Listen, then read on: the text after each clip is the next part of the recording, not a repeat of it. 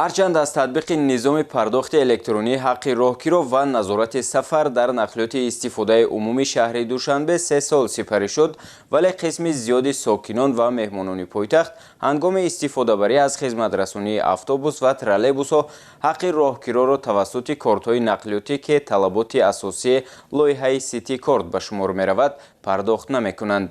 ҳамакнун аз ин баъд он мусофироне ки ҳаққи роҳгиро дар автобус ва троллейбусҳоро ба таври нақдӣ пардохт мекунанд, ба андозаи 15 сомонӣ ҷаримабандӣ мешаванд.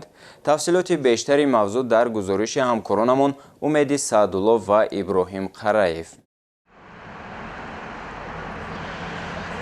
با مقصد پرزور نمودن نظارت پرداخت الکترونی حق راهگیرا در نقلیات استفاده عمومی شهر دوشنبه در صحن بینای مؤسسه دولتی کمونالی دوشنبه نقلیات خدمات رسان با اشتراک راهبران و مسئولان کارخانه‌های کمونالی نقلیاتی پایتخت واخوری کاری دایر گردید. فردوس سیدزاده معاون رئیس شهر دوشنبه در ساحه نقلیات با تأسف قید کرد که امروز مقررات اساسی لایحه سیتی کورت پرداخت حق راهگیرا در اتوبوس و ترولبوس توسط کورت‌های نقلیاتی به طور ضروری راه‌اندازی کرده نمی‌شود. نظام پرداخت الکترونیک در شهر دوشنبه با پورگی باید که عملی شود. یکی متاسفانه امروز ما شما شاهد هستید که در بعضی خط‌سیرهای ما مسافران بازیرم پول نقدی آورده بر راننده پیشنهاد میکنن. در نوبت خود راننده‌های وسیله نقلیات از مسافران پول نقد میگیرن. عملی شوی همین نظام پرداخت الکترونیک در سطح باید شاید نیست.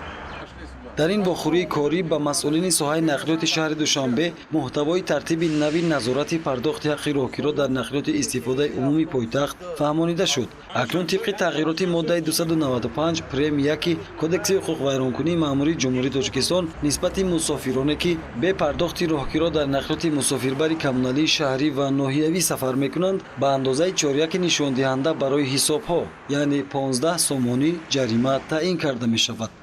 در حالت پرداخت نقدی معین شدن نسبت مسافرانی که در داخل وسیله نقلیاتی که به کورت حرکت میکنند طبق کدکس ویرانکنی مأموری ماده 295 پریم 1 یعنی جریمه بندی کرده میشد که از 4 حصه 15 سومانی را تشکیل می‌دهد و نسبت راننده وسیله نقلیاتی که پول نقد میگیرد با ماده 511 کدکس ویرانکنی مأموری جمهوری تاجیکستان که از 5 نشان دهنده سر میشد یعنی از 300 سومون تا 420 سومون را تشکیل میکند که بعد ترتیب دادن پروتکل ویرانکنی مأموری برای بررسی کردن به سودها پیشنهاد کرده میشود.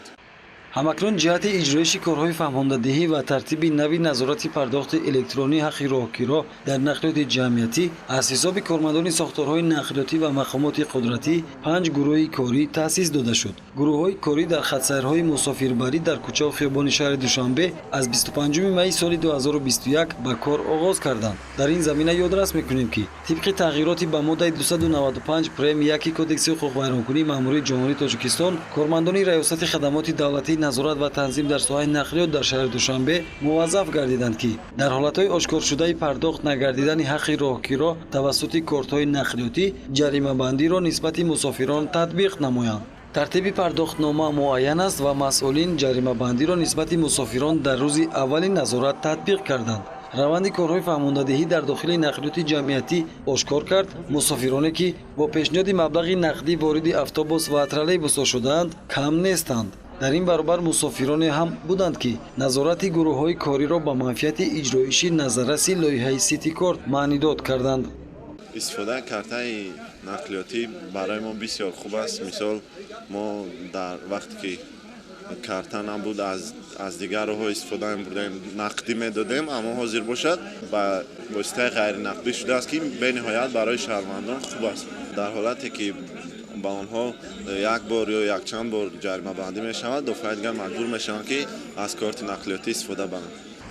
در رفت کارهای نظارت پرداخت حق الکترونی راهگیرا در اتوبوس و ترولبوس بودند شهروندانی که از خدمترسانی نقلیات جمعیتی با پیشنهاد پول نقد استفاده می‌بردند و هنگام تطبیق جریمه با خود حجت تصدیق کننده شخصیت نداشتند. علاوه بر این مسافرانی هم بودند که با کارت امتیازی دیگران سفر می‌کردند. با مشکل و درمانی کار کردن ترمینال‌های پرداختی فارغ‌بالی بعضی شهروندان برای خریداری و پر کردن توازن کارت نقلیاتی و نداشتن مبلغ 15 سومانی барои пардохти ҷаримаи таъиншуда аз ҷумлаи мушкилоти дигаре буданд, ки фаъолияти гурӯҳҳои назоратиро душвор мекард. ҳарчанд мавҷудияти чунин вазъ корбарии намояндагони гурӯҳҳои кориро ба мушкил рӯбарӯ мекард, вале онҳо кӯшиш мекарданд ҳар ҳолатро барои муқоиса ва далел ба қайд бигиранд. дар ин робита аз сокинон ва меҳмонони пойтахт тақозо карда мешавад, ки ҳангоми истифодабарӣ аз нақлиёти истифодаи умуми шаҳри Душанбе ва пардохти ҳаққи роҳгиро ба таври ҳатмӣ аз кортҳои нақлиётӣ истифода намоянд.